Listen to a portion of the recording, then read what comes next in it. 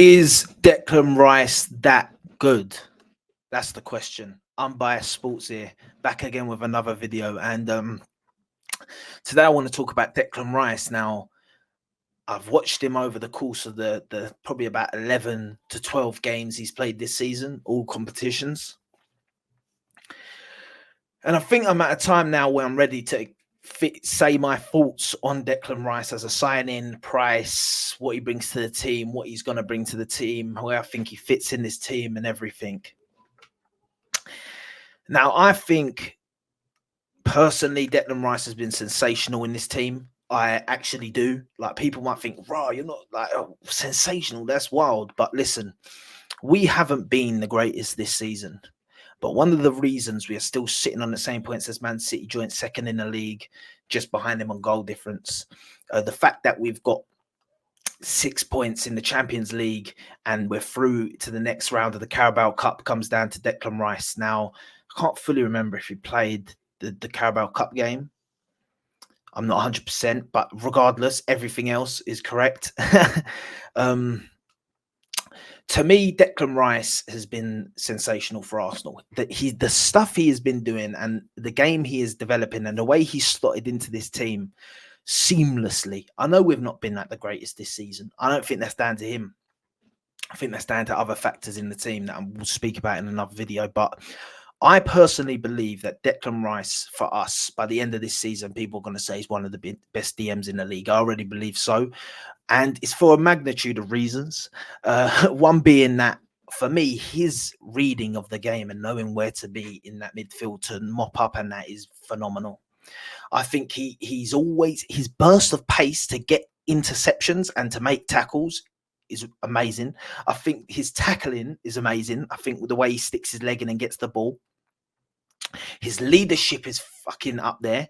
Like, I'm not going to lie to you. I'm going to get onto leadership in a minute.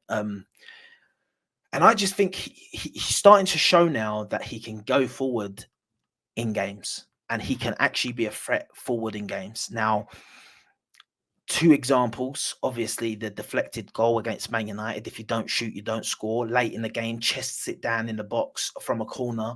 Yeah, keeps his composure, shoots the ball, deflected in. I don't know. I can't remember if he got the goal or not, but it was on target. Keeper probably would have saved it, but for me, if you don't shoot, you don't score. And it went in. He won us that game. We scored again, but he won us that game. Chelsea on the weekend's another one where we can talk about and say we're 2-0 down. The keeper makes an error. Now, in games of football, yeah, momentum is crazy for me. Like, in my opinion, momentum can change a game massively, and we all know that if we watch football, right? Now, for me, Declan Rice scoring that goal, taking that chance, yeah. If you don't score that chance, if we didn't score that chance there, we probably don't draw the game. I know it's only a draw. You don't want to celebrate a draw. I get that. It weren't good enough. We weren't playing good that game. But when someone makes that mistake, you need to punish them, and the top teams punish them. The top players punish them. And he made the mistake, and it weren't one of these like the keeper's passed it to him and it's an open goal 5 yards in front of him. No, he's 35, 40 yards. No, probably like 25, 30 yards out. Something like that. 35 yards out, whatever it is.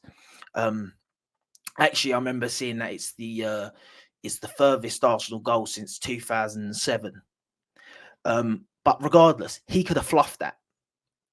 He could have been that one that he misses that, and then people will be like, "Oh man, if only that had fallen to Saka, if only it had fallen to Martinelli." But no, he thought about it, he took it, bang, beautiful, and the finish was beautiful. Like, the way it went bottom corner, it was a bit like he took the piss, like, but phenomenal. And it brought us back into that game. He literally, I've been waiting to say there's players in Arsenal that grab the game by the scruff of the neck and they fucking help us get a result. I've been waiting for it, and it looks like we're finally getting someone that does that with his in-game management and everything. And then we talk about the game against Sevilla yesterday in the Champions League. Now, there was times in the game where we were under pressure and he got the ball and he drove like literally from the edge of our box to the edge of their box, passed it off, and then nothing came of it. But like, them driving runs that he does, if he can implement that more in his game, which he will, learning in a better team with better players and that, bearing in mind he's only played 12 games with these guys. Think about him next season. You see players and you're like, give him a season. They've got to mold into the team. He ain't needed none of that. Going on to him and his leadership qualities, I think that fucking quality leadership qualities, and I think he's the best leader in our team, out and out. I think he's the future captain of the team. People might not like to hear that. No, I think he's the future captain of this team. I would not be surprised. I don't know what's just happened there. I would not be surprised if Declan Rice is the captain of Arsenal Football Club come next year. I would not be surprised at all.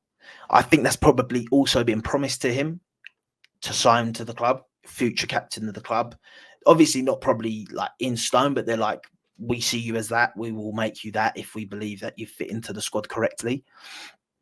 I think he's going to be captain, and I think he will be a great captain. And we haven't had a captain like this since, like, for me, Patrick Vieira and stuff like them real leaders, men that he'll lead the team. Like you see it at West Ham, I feel like he's that guy. So for me, I'm a huge admirer of Declan Rice. I liked him when we signed him. I thought it was a great bit of business to sign him. I think he's underrated, and I think he's still underrated, and I think he will be underrated until Arsenal maybe win something or they've seen a whole season of this. But I think people are starting to see it. I think other fans as well are starting to see it and go, oh yeah. And for me, going on to the price, 100 million. At the start, I thought that was a bit pricey. Now I'm thinking that was a good deal. I think we got him cheap. I think if now he's gone for that much, yeah, for example, I think that next year, if we wanted to sell him, we get more than that. Like, I think we get 150. If Man City or Real Madrid wanted him right now, I think you're asking for at least 150 now. And I think you'll get it if they really want him. But we wouldn't sell him anyway. But regardless of that, I think we got a good deal for him early doors. But I just see how a player is. Like, I know people are like, oh, let's see if he's consistent. I can just see him and know he will be. He has not put in a performance, in my opinion, in an Arsenal shirt lower than a 7 out of 10, in my personal opinion. We're unbeaten this season. Oh, obviously, we lost that Lens game. We're not unbeaten in that, but in the league, we're unbeaten. That Lens game was just crap. From like, one person can't determine you lose every game or win every game. Otherwise, you know what I mean. The City have Rodri, and he determines a lot of their games. Trust me, but they still lose games, and that even with him in the side. So yeah, I just think that he's got a lot to learn, and I think he's only 24. It's so nuts to me that he's only 24. That's why people got to give him respect. I think by 27, this guy is an absolute monster, and if we keep him, he's going to be the key factor in making this team something amazing, in my opinion. Saka's and that. I think, like, if Declan Rice becomes a player that is a real captain in the team, that DM, that quality DM, there's not many of them out there. I'm telling you, there's not as many of them out there. I know Saka's amazing, and Martinelli's amazing, Odegaard's amazing, and they're all quality, top quality players. But I feel like that position there is I think it's so valuable in today's game. And I think you're starting to see that. And I think clubs are starting to understand that. That's why you're now seeing Declan Rice 100 million. You're seeing Caicedo 115 million. That's just the start now. That is the going rate for these players now.